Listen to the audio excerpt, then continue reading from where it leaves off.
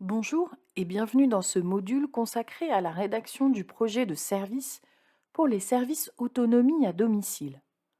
Ensemble, nous allons comprendre pourquoi ce document est aujourd'hui un incontournable, comment le structurer efficacement et comment en faire un véritable levier de transformation. Imaginez votre projet de service comme une carte routière. Sans elle, difficile de savoir où vous allez. Mais bien pensée, elle vous guide avec précision dans un paysage en pleine mutation entre réforme SAD et évaluation HAS. Le projet de service est bien plus qu'un simple document administratif. C'est une véritable boussole stratégique qui vous permet de clarifier et formaliser vos missions, vos valeurs et vos priorités dans un cadre réglementaire précis. Par exemple, un SAD accompagnant des personnes âgées a rédigé dans son projet de service un protocole précis de coopération avec des infirmiers libéraux pour assurer une parfaite continuité entre soins médicaux et aide à domicile. Deux évolutions majeures rendent indispensable un projet de service actualisé. La réforme SAD, avec une exigence de modularité et coopération accrue, et l'évaluation HAS axée sur le recueil actif de la parole des personnes accompagnées. Par exemple, un SAD propose des prestations adaptables chaque mois selon une procédure simplifiée de réévaluation des besoins menée par ses coordinateurs et intervenants.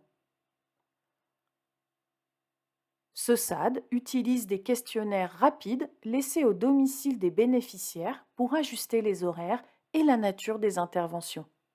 Élaborer un projet de service solide nécessite une méthodologie rigoureuse, organisée en 6 étapes. La participation active des équipes et des usagers est au cœur de cette démarche.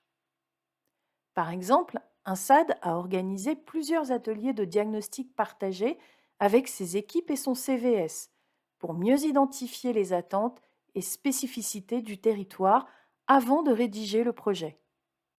Votre projet de service se structure précisément en 5 grandes parties obligatoires que nous allons explorer maintenant avec des exemples concrets pour chacune. La première partie présente clairement l'identité de votre structure, son histoire, ses valeurs profondes et son enracinement territorial.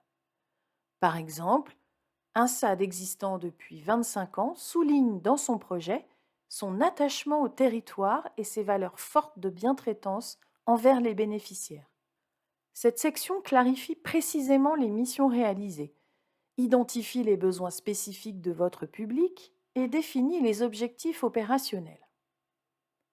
Par exemple, notre SAD a identifié que 40% de ses bénéficiaires souffrent de troubles cognitifs. Le projet précise donc les formations spécifiques mises en place pour les intervenants. Ici, vous détaillez comment l'accompagnement est organisé, individualisé et ajusté régulièrement avec une participation active des bénéficiaires. Notre SAD utilise un carnet de liaison partagé avec des professionnels médicaux pour ajuster régulièrement les projets personnalisés d'accompagnement tous les 6 mois. Vous décrivez ici les moyens internes mis en place pour piloter l'activité, gestion RH, démarche qualité et indicateurs de performance. Par exemple, notre SAD suit le taux de projets personnalisés effectivement réalisés dans les délais prévus, ainsi que le nombre de réclamations traitées dans un délai de moins de 7 jours. Ces données sont analysées trimestriellement pour alimenter les réunions de pilotage qualité. Enfin, le projet détaille les perspectives stratégiques à moyen terme pour anticiper les évolutions futures et renforcer la pérennité de la structure. Notre SAD prévoit de renforcer son accompagnement des proches aidants en orientant vers un programme de sensibilisation et de formation d'un partenaire du territoire. Il souhaite également digitaliser le suivi des prestations pour améliorer la traçabilité et la communication avec les familles. En conclusion, Souvenez-vous que le projet de service est bien plus qu'une simple formalité. C'est un document vivant qui reflète vos engagements, structure vos pratiques et donne du sens à l'action collective. Il permet d'aligner le travail de terrain avec les exigences des politiques publiques tout en renforçant la cohésion de vos équipes. Prenons un dernier exemple, celui d'un SAD qui, grâce à la mise en place de son projet de service, a amélioré la coordination entre ses intervenants et clarifié les rôles de chacun. Résultat, une meilleure communication interne et une plus grande satisfaction des bénéficiaires.